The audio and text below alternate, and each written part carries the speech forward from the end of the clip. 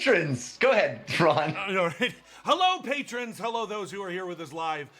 Normally, Jeff runs the show here when he's on the cooldown, but today he got some. You said your eyes have been dilated, so I'm. Yeah, I don't know if you can see on the camera, but I can't. Yeah, I had to check up on my eyes today a couple of hours ago, but they had to dilate my eyes, so everything's a blur. Everything's a blur. Everything's a blur, including the week that we had off was a blur. Yeah. I haven't played D&D. I haven't been a player in D&D now for almost a month. I take that back. I played on Ashley the Bard's charity game on Saturday, but I hadn't played in a month, and I'm itching to get back to it. Yeah. I can't wait.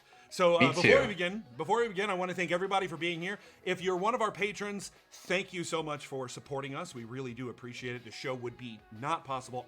None of this would be possible without the generous donations that all of you give us. So thank you so much. For those of you who are here and are spending time and effort with us, we also very much appreciate you. The same goes for you. Without you, we wouldn't be able to do this either. So thank you everyone for being here. I really appreciate it, and I know the rest of the cast and crew do as well. Hopefully not too much effort. Hopefully it's a pleasure, a joy. Yeah, of course. I would think so. But, I like to think time is money, in this society. It's true. So I like to thank people for spending time with us as well. We should also wish a happy birthday to Anthropomorphic Muppet. Yeah, happy birthday! Happy birthday to you. We've got a lot of people here, and we got a bunch of questions. So I think we should probably just dive right into it, huh? Yeah. What do you think? Let's jump in. It's like you said, it's been a minute since we were in Ein, and we kind of left on a cliffhanger. Very big Uggo episodes. Back in Thorn, back in the homeland, visiting Human Mama. Yeah. And Uggo came out triumphant in the big battle showdown with Braca. I have a question for you before we get to the fan questions. Of course. Were you worried at any point that Braca would maybe defeat Uggo? Ron was, yes. I don't know that Uggo was ever afraid of it. Right. I don't think that even really ever entered Uggo's mind. It was more about, well, am I going to have to kill my brother or not? But Ron, especially when you said the words rage mage, I was like, no. And in fact, that kind of led me on why I grappled him so much. I'm like, no, you're not gonna. I'm gonna do as much as I can to keep you close.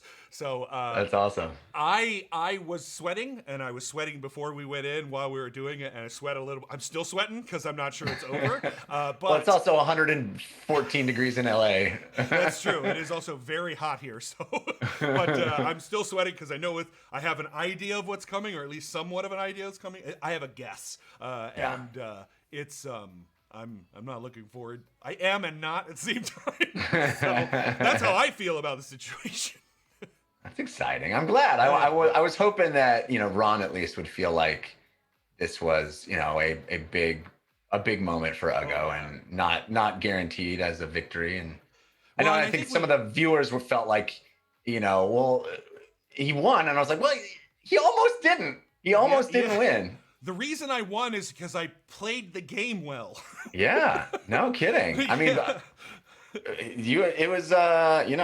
think it was an evenly matched battle, and you only had 15 hit points at the end. So that's 15 hit points by the end. Yeah, I was very close, especially against someone who is typically not a barbarian and a mage of some sort. Like the fact that went down should indicate to those who play how hard that battle really was. And for me, I gotta say, I think the best part about it is afterwards seeing so many people in the Discord and say in chat afterwards of how Uggo makes so much more sense now, especially meeting Human Mama, seeing what's happening a little bit inside of Thorn. I mean, I think that you, Jeff, you strategic genius, cutting down the tree. I did not see that coming, and when it happened, I was like, of course this would be the solution, and oh my God! So thank you for giving me that moment, because that was a gift, for sure. Yeah, no, I'm glad it landed the way it landed. I think It was good. Good storytelling, good sir. Good storytelling. Thank you. And you too. All right, so let's, there's a question for you, Jeff. This people. I see this question a little bit. Some people ask this in different ways, but do you have an idea of how the story will end? Do you have a plan for what the final act will be for this epic? And FYI, don't ever want the story to end. I'm just curious. Yes, absolutely, I do. Absolutely, I do. There is, of course, room for things to shift and change based on the players' decisions. But the end, I don't even know if I should say it. But I think the end that I have in my mind is consistent with the way the story has been told up to this point, in that it is the story of these 5 players / characters. Like if one of the characters dies, it'll still be the story of these players and that character and new character, whatever. But right. it is I have a very clear concept of how this story comes to a conclusion. But a lot of that is also like, here it is, and what will you do with it? That's so in that sense, I don't know how it'll end, because it's all about presenting a scenario to the 5 of you and seeing what you do. Yeah. And in my own personal experience, like what I find is thematical elements and how a theme might end is probably the best way you can prepare, at least in my experience, because of the choices that your players make, for sure. And we often make choices that you do not ever think almost every week. I mean, I don't even think I can say almost. It is every week. Yeah. And I find that that's true in many cases of playing like this, especially with downtime and story elements being the forefront of the game. I think that happens in those types of games for sure. Go ahead. No, I was just gonna say, I've gotten to the point now, I'm so spoiled with the dungeon run that, I just played a one shot a few weeks ago. Todd Stashwick, actually, our once and hopefully future guest on this show. Wonderful human being. Invited me to his home game. He does one shots with groups of people in his awesome house. And I did that. It was like my first time doing anything with other human beings in the same room in 18 months. Anyway, I did that one shot, and I'm so spoiled with this show. I came out of it. I had a great time, and Todd was amazing, and it was really fun to play. But I came out of it going, man, I'm so spoiled that I kind of don't, like, one shots aren't enough. There's not enough there. Like for me, because of the dungeon run, what has become the real juice that makes me love D&D is this long form storytelling. It's so fun to have things like Uggo slow burn over 80 plus episodes. And then you go, oh, here's this human mama that we've been talking about for so long. And we get to discover her together, and we get to find out what all of that stuff that was percolating under the surface was about. I think that's right. It's so satisfying to be a part of that and to be discovering that with a group. So it's like going from a 5-star chef meal to now I've got a Twinkie because I'm on the road. Yeah. Or it's like going from like a month-long vacation to an hour break. It's like, I love an hour break. I'll take an hour break. It's great. It's very satisfying. But if you can give me a month vacation, I'm into it.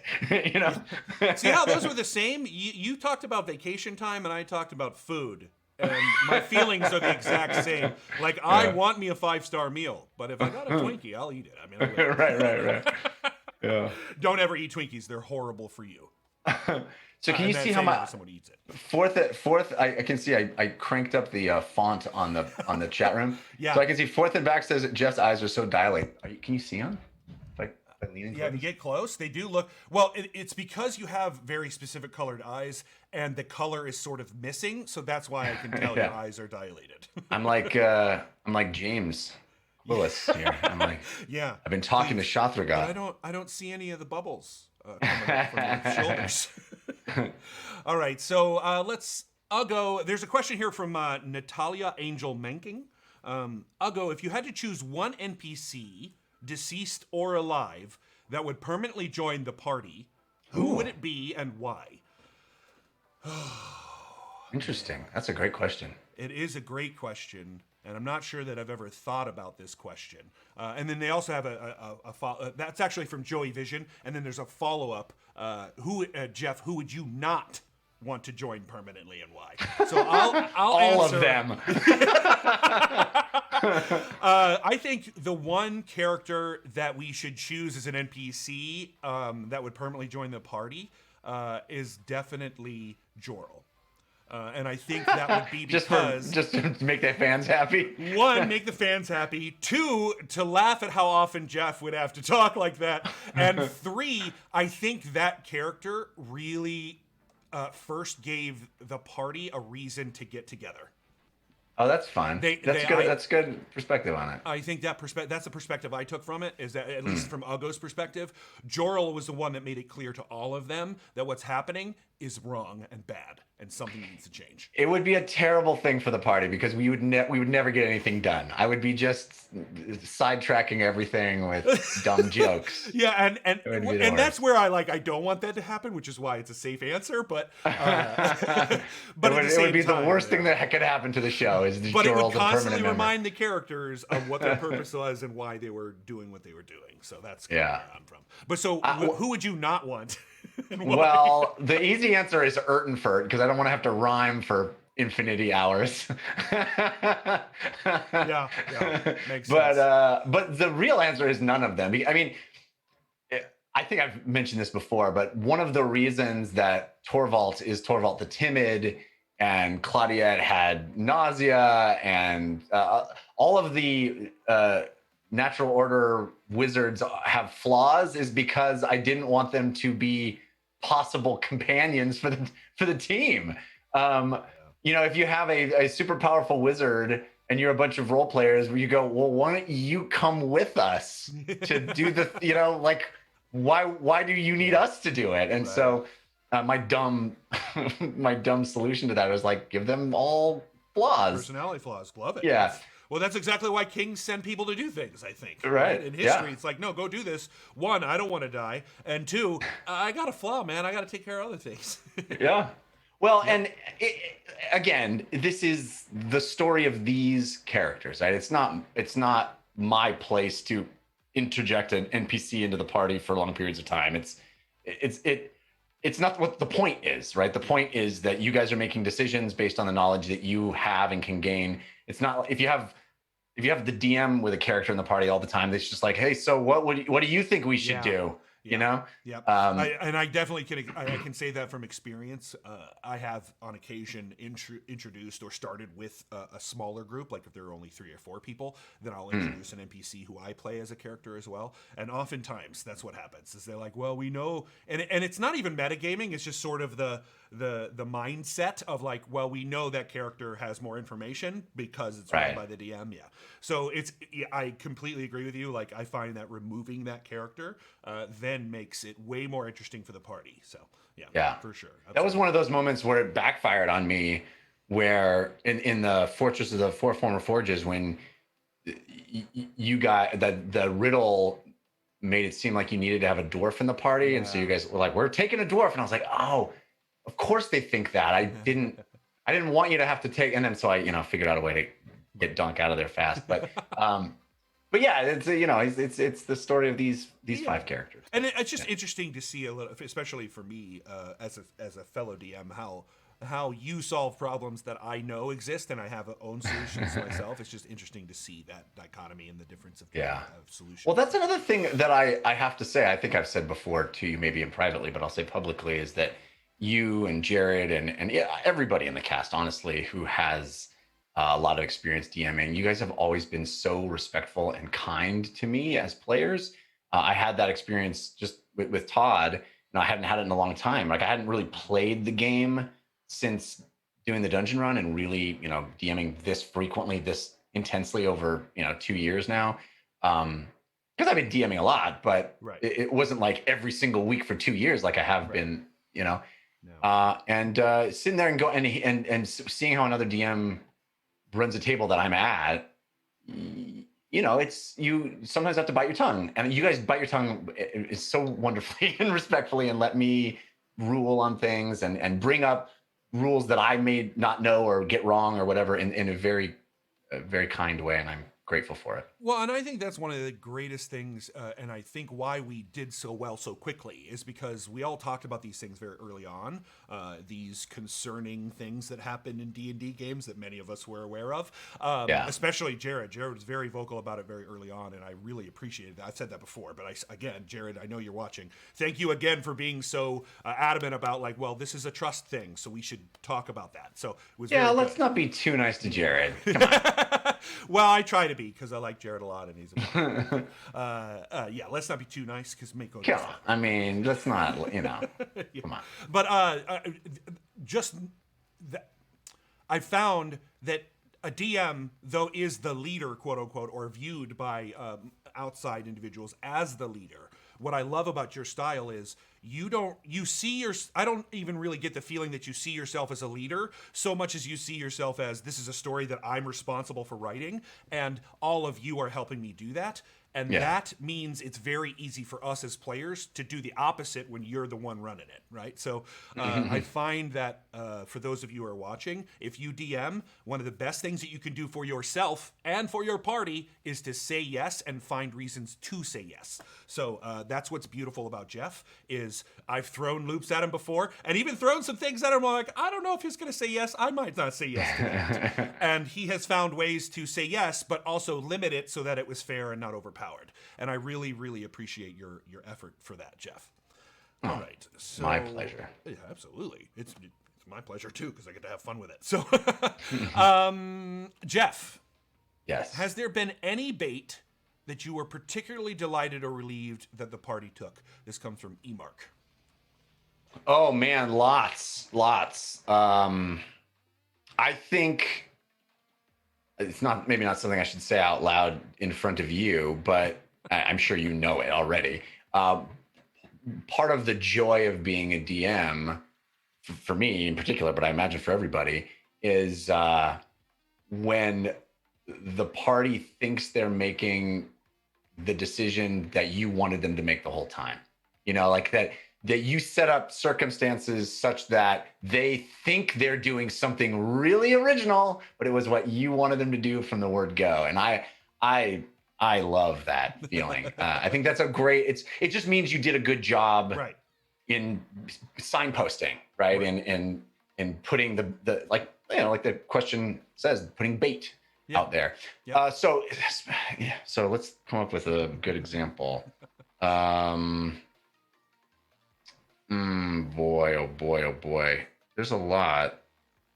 I'm having a hard time thinking of. I mean, I loved when Katie turned the boat around and went back to Bingle. I thought that was awesome, and I was kind of hoping that you guys would go to Bingle before you went to the Deep Reef. And I think it made the story way better to have those stakes in place of seeing Bingle. Man, there's a lot.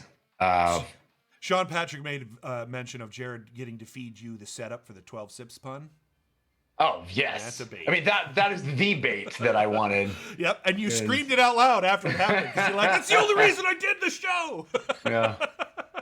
I was so tickled when I came up with that. Before we ever started the show, I was like coming up with like how this would all work, and and they had this funny pirate character, and I'd already had JP who made our map. Right. We made the Isle of Rum, and I had no idea why. It was just sounded like a fun name, and there was an island there, and I wanted to make an island in the Isle of Rum. That sounds cool. And then I thought of the pun, and I called him, and I was like, JP, you need to put a little castle on the Castle Rum. I still love it. All right, so we've got more questions here. Another from Natalia Angel Menking, which is Ron, is Uggo prepared to be orc leader? Uggo says he doesn't want it, but is he willing to accept the consequences to his actions? I think Uggo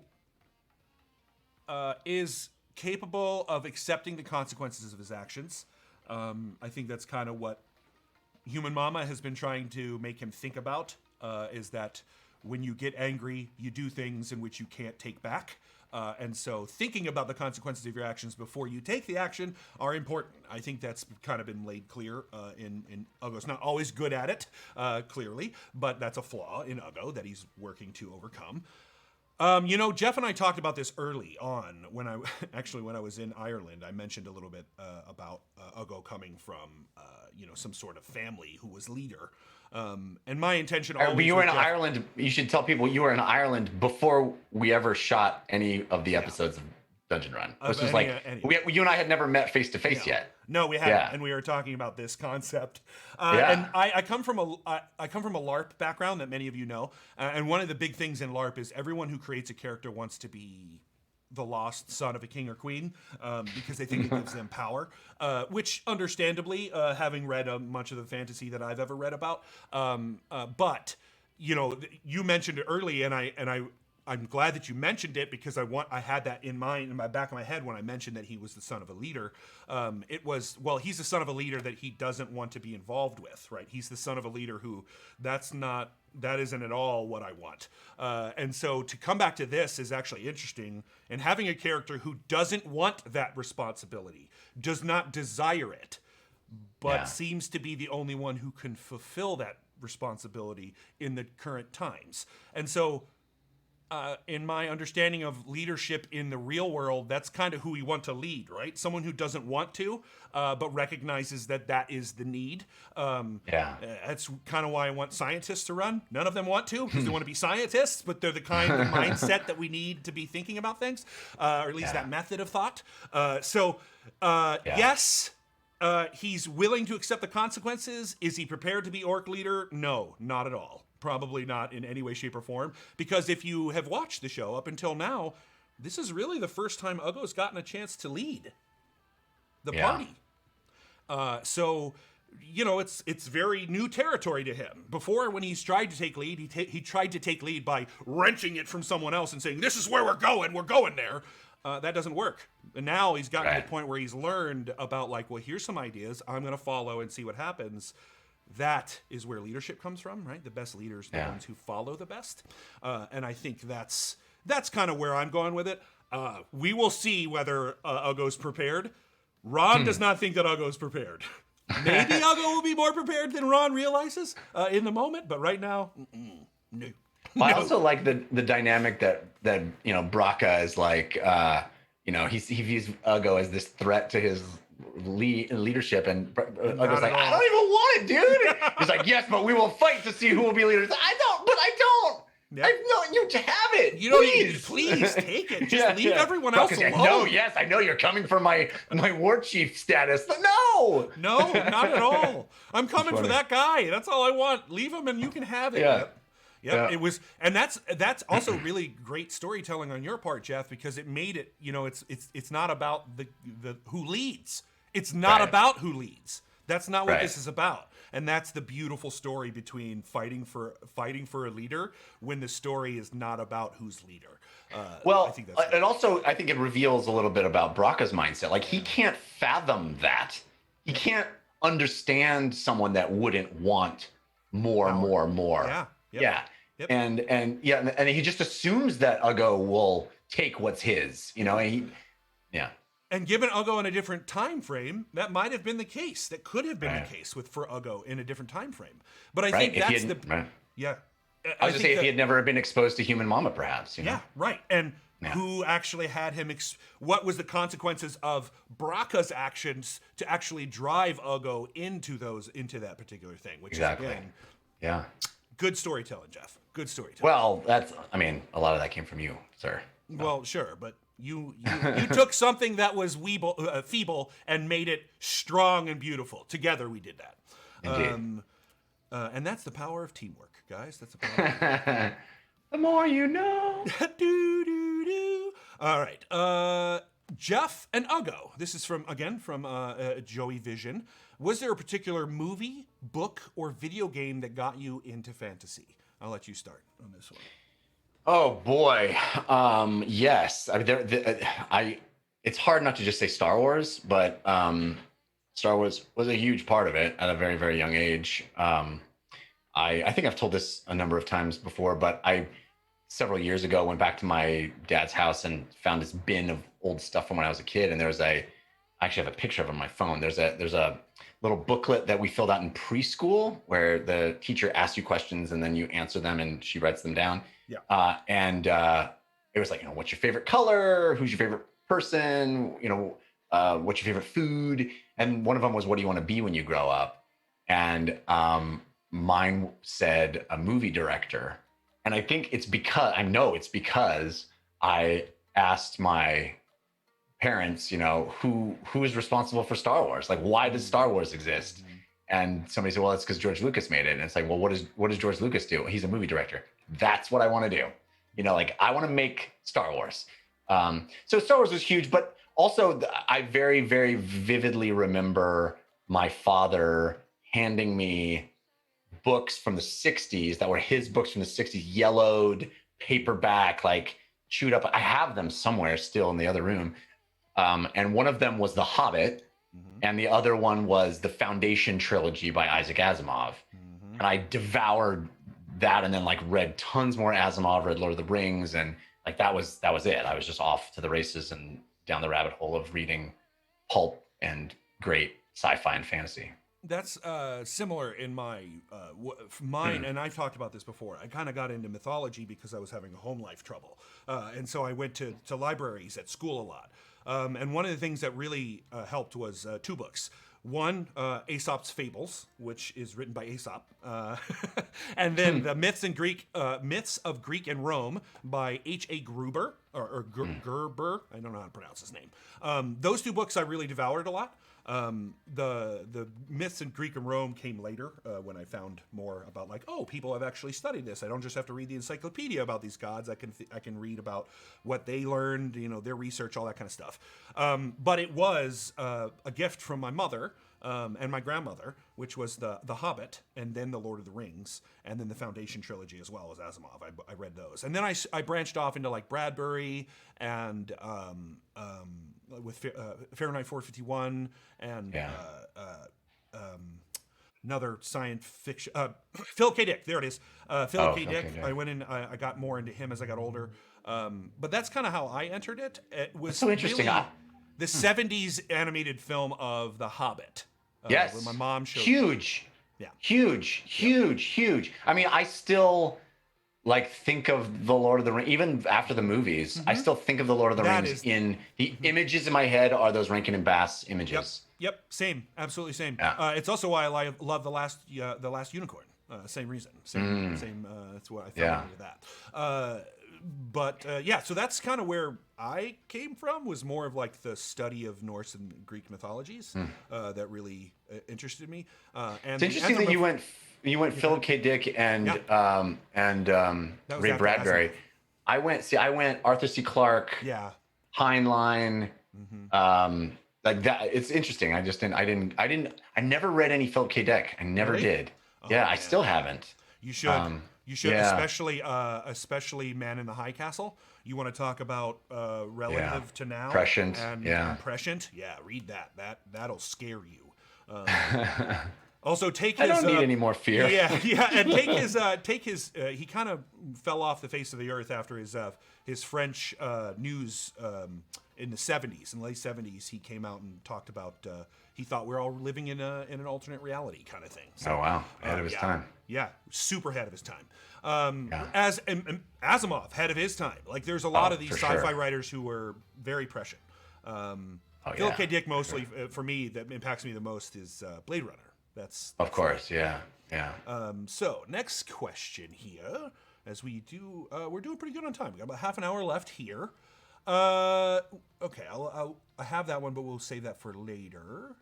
That's a long one. For Jeff, what has been the one thing that the party did, either collectively or as an individual, that has surprised you the most? This is from Whisper Josephine. Surprised me the most. I mean, you guys surprise me every week. Some of the stuff that Fahima has done lately has been really surprising and cool. I 100% agree with that.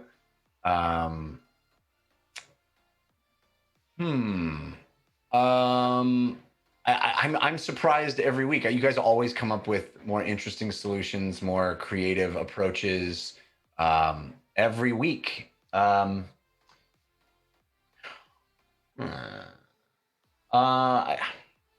blanking on like individual moments, but it happens constantly. All right. You guys, I'm trying to think of something you did.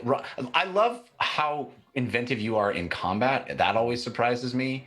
Like the fact that you have had a grappling hook for a long time, and all the cool ways you would use it. I loved that. It made me so happy. That just comes from experience with wargaming. D&D started as a war game, right? It's more of a minis on table kind of thing is how it started out. So that's me loving the storytelling aspect, but wanting to bring it into the war game, and you being so willing to do that has been wonderful. I need to do it more often. I got away from it. I don't even know why. It's awesome. I mean, I love that stuff. I love outside the box creative stuff. I don't know. Is there anything that I should be thinking of? I'm sure the chat room probably has a million things. I'm sure they will. Very blurry and difficult for me to read. Whisper also has the same question for me, but good. Reverse. One thing that Jeff has done as a DM that surprised me the most, and that happened recently, and I mentioned it earlier in the show, which is you killing the tree like that was a complete and utter shock. It's not even anything I had ever considered, and most of the things that I've experienced with you, I've at least thought about as Ron, or in some way, or okay, there I was close to that. But this was probably the most surprising thing that I've had. Good. I'm glad I finally surprised you a little bit. No, I mean you've surprised me before. Obviously, that's happened, but I mean like this one was like unawares. Like punch me in the back of the head when I wasn't looking, kind of thing, and that was such a gift. And again, that was such a gift for me because it gave me even more to draw from, and how horrible that would be for someone. Sure, yeah. So yeah. All right. So for Jeff, last cooldown, Trisha mentioned that Jeff is a DM she would love to play under. And that's nice of her to say. For every reason I can agree. She's probably a wonderful thing. Any thoughts on having guests like Trisha or any other guests on the official show? Yes. I think Trisha probably would be the easiest person to do because she's so familiar with the show. I love the idea of guests. We've talked about it a lot. It is because our show is so long running and has such specific lore, and I'm trying really hard to make everything sort of fit together neatly. It's difficult to bring somebody in and be like, okay, so here's all the stuff you need to know. Yeah. It just feels kind of unfair to them that it limits their creativity. Instead of going, hey, come into our game and be creative with us. It's more like, come into our game and here are these very tight parameters that you get to work with. Yeah. That isn't to say we won't do it, and I won't figure out some way to make that happen. And like I said, Trish, knows the world well enough that she might be a great candidate for that. But I guess it's a little selfish of me that I'm trying to make the story all cohesive and it's like the kind of thing where, for example, you guys didn't know there were Aarakocra in our world until they showed up, right? So if you wanted to have a player come in and be Aarakocra, for example, or just reference something that they know in D&D, it's like, well, maybe that's not part of Ein, or maybe not part of Ein yet, or it's a tough thing to do to somebody because it just. And I don't think you're being selfish in any way, shape, or form, because you're the way that you're approaching it is, well, how would I feel if I was the person coming into the show? Exactly. And when you are a DM, you're required for everyone other than the players. And that's good because the players have free will. They're allowed to do whatever they want. You can have consequences and what, but when you bring someone in as an NPC, and every time that I've done that, it's been okay. People understand, but it's also very limiting. And you always, at the end, they're like, I wish it was this or that. And you're like, well, yeah, because you're an NPC and I'm trying to. I just don't want to be in that situation where they do something and I got to go, actually, that's not right.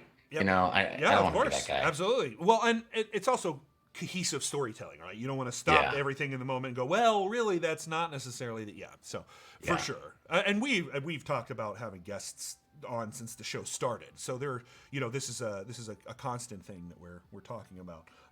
But I don't think you're being selfish there. I think that's one of the reasons that we've. Well, thank you. But that's one of the reasons why you've done these 1 and 2 shots.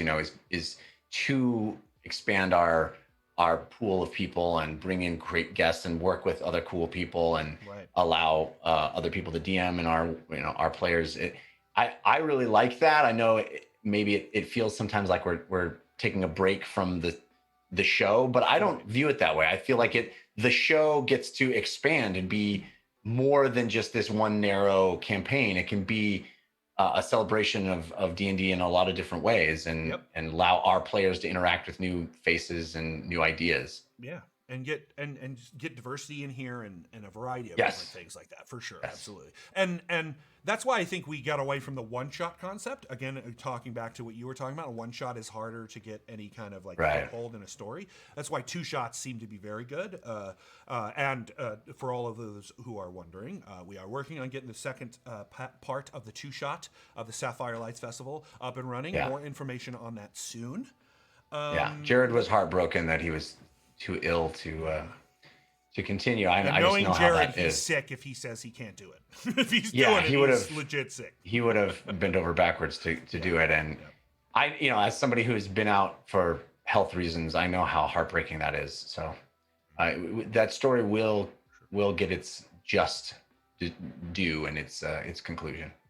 And sooner than you may think. So if you're part of the Patreon, just keep doing what you normally do. And if you're not, then just stay with us on our Discord and here on the channel and our social medias. And all of that information will be forthwith. Mm-hmm. Yeah, there you go. All right. Trying to increase my vocabulary. Especially older words. Okay, so we've got something from Rabbit Attack Goat, and it's a little bit of a question, but also a little bit of revelation. So Rabbit Attack Goat wants to say that Jeff has really inspired them to be a DM, and as a result, organizing their first mini campaign for friends. Awesome. It's a learning process, as it still is for me even. And they have what they call the never-ending prep syndrome, which we've discussed before, feeling like they have to have everything perfect, and they know from their own experiences that the party can quickly leave the rails. The question is, do you have any advice on things to pre-prep that have made it a lot easier for you to improvise when the party really goes left field and you're put on the spot? And then there's another part of the question for me, but go ahead. Yes, and I will... As I often do, I will continue to use Ron's awesome framing for this question, which is the Mind Palace. I loved... Ron said this long time ago. No, I stole that from Sherlock. I borrowed that from Sherlock. Yeah, I know. Sherlock uses it in a different way, but when I heard that, I was like, this is really great. Yeah. It's an established memory tool. Yes. But I love that you applied it to D&D, and it is something that really galvanized my process, right? This is what I'd been doing, and I just didn't have a name for it. Instead of preparing, sometimes I prepare events, right? Sometimes you prepare events, but more than preparing events, or maybe instead of focusing on preparing events, this is going to happen, and then they're going to do this, and then they're going to do this, and then they're going to do this. Instead of talking about what they're going to do, create the world and the circumstances that are happening, whether they're there or not. Create this mind palace, this place that exists in your imagination, and think about as many nooks and crannies of that place as you can. What does it smell like? What does it sound like? What does it feel like?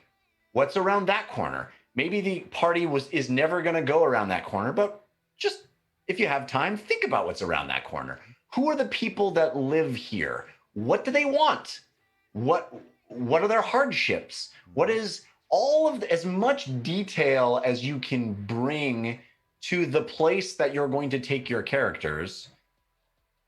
Fill in all those things so that when they go, hey, I want to talk to that guy, or is there a temple in this town, or whatever they're going to ask or do or say that throws you off your game, that isn't the action that you imagined they were going to do. Right.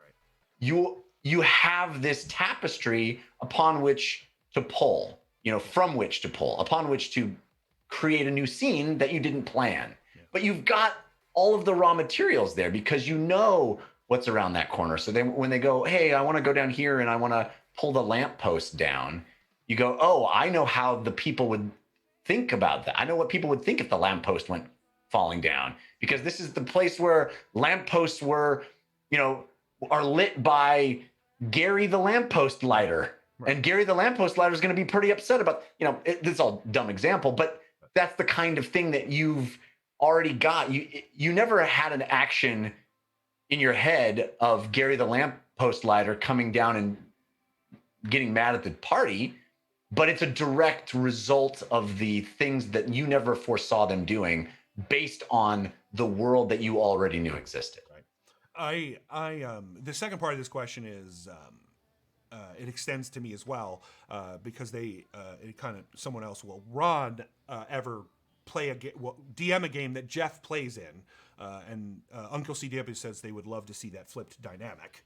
And I think we've talked about that before. I actually have Two Shot prepared for when we have our next vacation, or we are in need of it, which I've already kind of teased a little bit to our cast and crew. I won't do that now because I don't want to ruin the surprise, but that's definitely something we've talked about. It's something I'm very interested in. I would love to DM for Jeff. I would love to see Jeff as a player. But I'm really intimidated, by the way, because you guys are such good players. I feel like I would not. You're a good player, man. You're a DM. That's what a player is. Like it's similar concepts. But to talk back to this Mind Palace concept and really thinking about the world that you're building before you tell the story in it.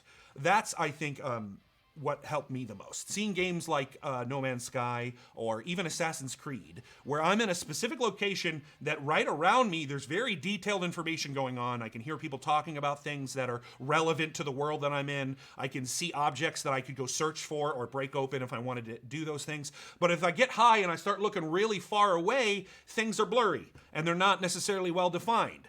That's kind of this similar concept that I think of when I'm trying to do this in my head, which is like, okay, right here in this part of the city, I know this street, I know that street, and I know this street because I've prepped that. But outside of that, it's all blurry, and I don't know. It could be a monster. It could be a dragon. It could be a tree. I don't know. I haven't really decided. We haven't thought about that yet. But now they want to know. So if you have done this enough, I think, if you've thought about not just how the world works, what the people in it want, but also your particular NPCs, and if they learn information, what their choices will be based on the information that they learn. Like, think of scenarios that might happen. What happens if one in their family dies? How would that NPC react? Now, how would they react if that person died because of the party? These kind of things. Like, throw in those just to think about them in case they happen, because they may. You never know. That's kind of it for me. Brandon Sanderson, who's an author, who teaches out of University of Brigham Young University in Utah, he talks about this. Like, you need to world build, but you only need to world build enough so that when someone looks around the corner, they can see what their eyes see. They don't need to see the rest of the world that exists because they're not there.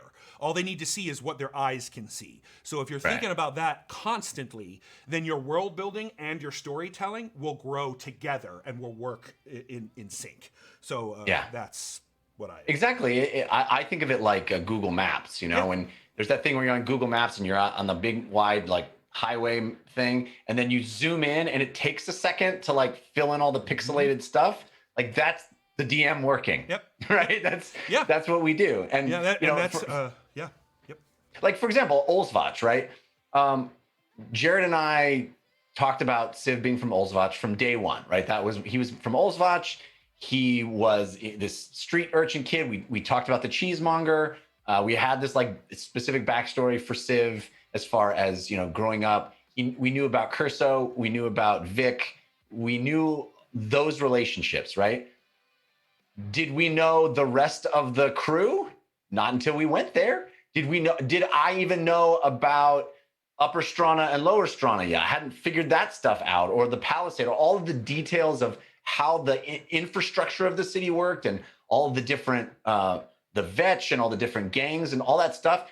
We didn't need to know that granular level until we were on our way there. And then it was like, okay, now the Google map is zooming in on Olsvach, so we got to know that stuff. Right. But you have this larger structure, this framework of, I know the tone of Olsvach. I know, if it comes up in conversation, we have a sense of it. We just don't know the specific details until we need to know them. Right. And then all of that stuff can fill in the gaps that we've already created of our scaffolding. And that also works in your favor as a DM because it leaves open, these are like concepts in long form storytelling, which is be flexible because you don't know where you're going. And the flexibility of that will help you solve the problem when you get there. Exactly. So yeah, absolutely. I had somebody here was asking. Frank Lee Delicious says my DM have what he calls a goodie bag of detached encounters that you can throw in whatever. That's a general thing that D&D teaches you, even in the DMG. And if you look at some of their materials that they create outside, you'll have random encounters, but then you also have specific story encounters that tie to the main story. That's always a tool that you can use, right? Like, they happen to run into a forest where there's a full moon, and now you've got this werewolf encounter that relates to what we're doing and might relate to, maybe Zenelka in terms of if it existed in your game, those kind of things. You can then draw parallels to things that already exist. And what I find is finding themes that match each other or have similar energies helps you create individual encounters that would feel like they fit inside rather than, well, that's strange. That feels odd and alien to the world. Yeah. So, yeah. Just some more tips and stuff there that I have found useful for myself. All right. Cool. I think that's our pre-gen questions pretty much. Let me make sure I got everyone here. Looks like I did. There is one question, and it's more about the 3-act story structure, because that's the part I grew up understanding that the hero's journey and 3-act story structure is the only way to tell a story. Since I gotten older, I realized there's lots of ways to tell a story, and they don't all have an Act 3 structure.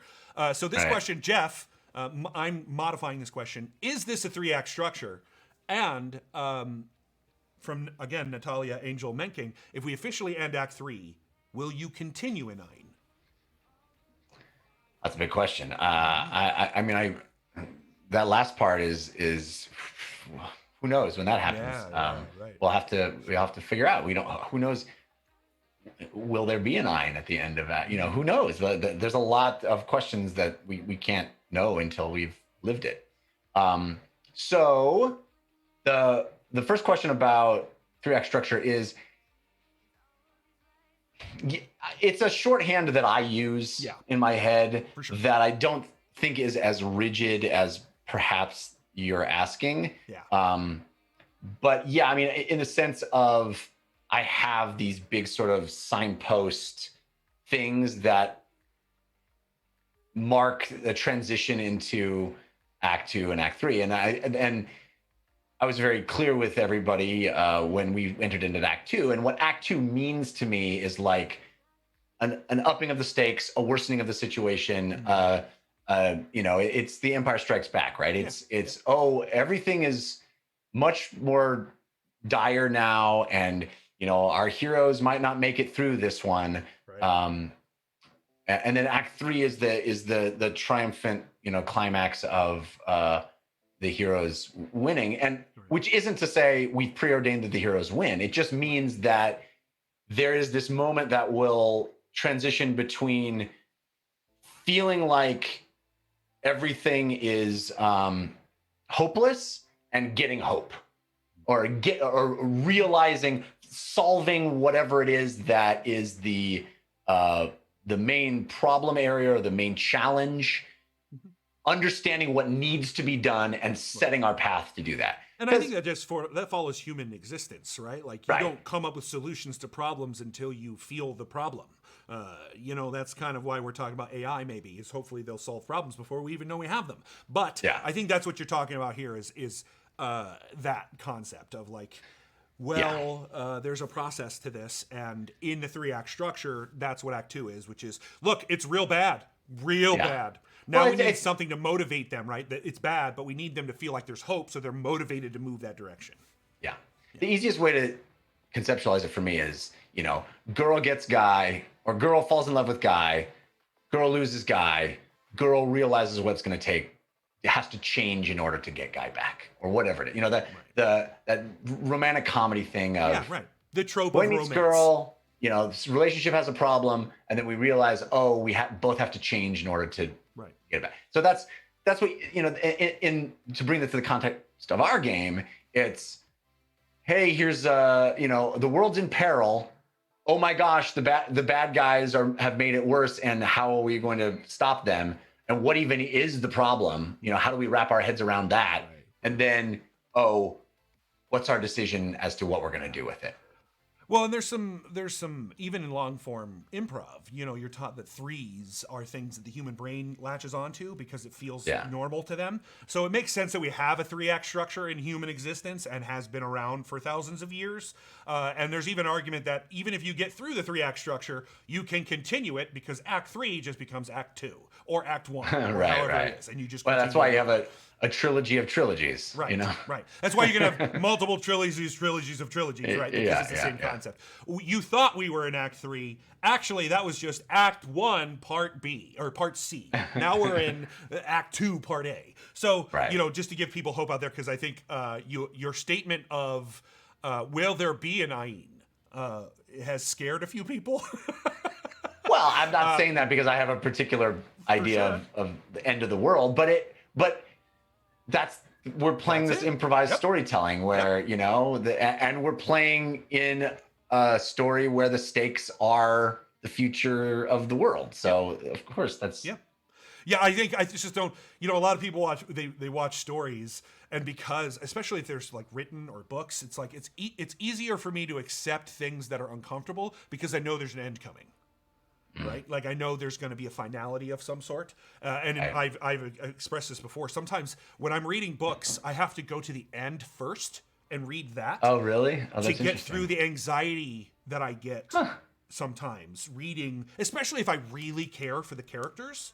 Like if I really care for them, my anxiety requires that I need some sort of understanding of what's going on in order to be like, okay. Right. Why? I don't know. It's just how I've developed as I became a reader, right? I found myself going to the end of the book. And that's why my argument, like people like spoilers are the worst. I'm like, no, they're the best. They make me, they give me a framework for what the story is. Now that's because I think I'm more of a storyteller than I am necessarily a story consumer. And that might be why a little bit of that influence there on my personal side. But to me, not knowing what's happening in this world is really anxious driven. My anxiety has been driven pretty much every episode since we started. And Heather can attest to this because I'll come off and be like, I don't know what we're doing. I don't know if we did right. I don't know if what I made, the decisions I made. And that's all just because the anxiety of the moment. And then when I start to think about it, and especially Heather going like, relax, like here, have, here, let's get you in a safe space where you can think, where it's like, okay, we made the decisions that we made. The consequences are I'm in a group of people that I trust, and so we'll get there. I just have to trust the process and continue to do what I do. But that's a little bit of insight of like literally every episode afterwards. I'm so driven with anxiety that it's hard. It's really hard. Well, it's like, so